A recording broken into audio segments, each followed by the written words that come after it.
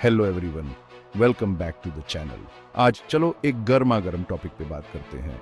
कैसे प्रेसिडेंट्स और top leaders rules को तोड़श मोड़ा के पावर में बने रहते हैं, चाहे वो लीगल लूपहोल्स से हो, मैनिपुलेशन से हो या डेमोक्रेटिक प्रिंसिपल्स को पूरी तरह न मानने से हो। ये तरीका अलग अलग कॉन्टिनेंट्स में एक जैसा ही लगता है। सबसे पहले चलो फिलीपींस के बारे में बात करते हैं। याद है जब प्रेसिडेंट रोड्रिगो डुटर्ते, जो अपने आयरन फिस्टेड रूल के लिए जाने जाते हैं, ने अनाउंस किया था कि वो 2022 में वाइस प्रेसिडेंसी के लिए रन करेंगे। इससे देयर क्रिटिक्स में बहुत गुस्सा और शक पैदा हुआ। उन्हें फियर था कि ये उनकी प्रेसिडेंसी के बाद भी अपना इन्फ्लुएंस बनाए रखने का एक चालाक तरीका है।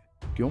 क्योंकि एक ऐसा ट्विस्ट जहां उनका चोजन सक्सेसर रिजाइन कर दे, ड्यूटर्टी पोटेंशियली वापस टॉप रोल में आ सकते हैं और री इलेक्शन पर लगे कॉन्स्टिट्यूशनल बैन को साइड स्टेप कर सकते हैं। अब यूनाइटेड स्टेट्स की बात करते हैं।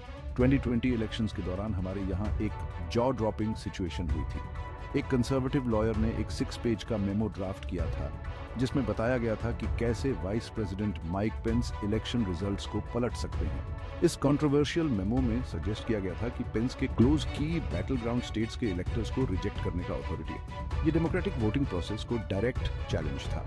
लीगल एक्सपर्ट्स ने मेमो को स्लैम किया और कहा कि ये लॉ की डेंजरसली फ्लॉड इंटरप्रिटेशन है, बेसिकली लीगल जार्गन में ड्रेस्ड अप एक कू। और फिर रशिया, प्रेसिडेंट व्लादिमीर पुतिन का पावर पर होल्ड अनशेकेबल लगता है despite numerous challenges, regardless of rumours about his health and the countries fluctuating military and economic status. Putin's grip बना हुआ है। एक पावरफुल लीडर के रूप में उनकी इमेज को भले ही हिट्स लगे हों, but he's adapted, ensuring his staying power through various means, often pushing the boundaries of legal norms and public expectations.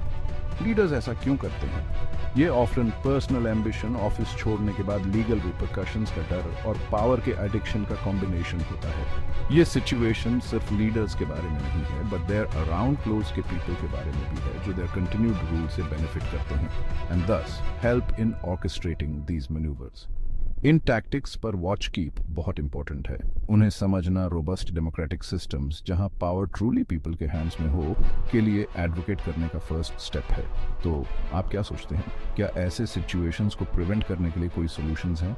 अपने थॉट्स बिलो कमेंट्स में ड्रॉप करें। Thanks for tuning in. Like, subscribe and notification bell को hit करना ना भूलें, politics and power pledge की दुनिया में और इनसाइट्स के लिए। Catch you in the next one.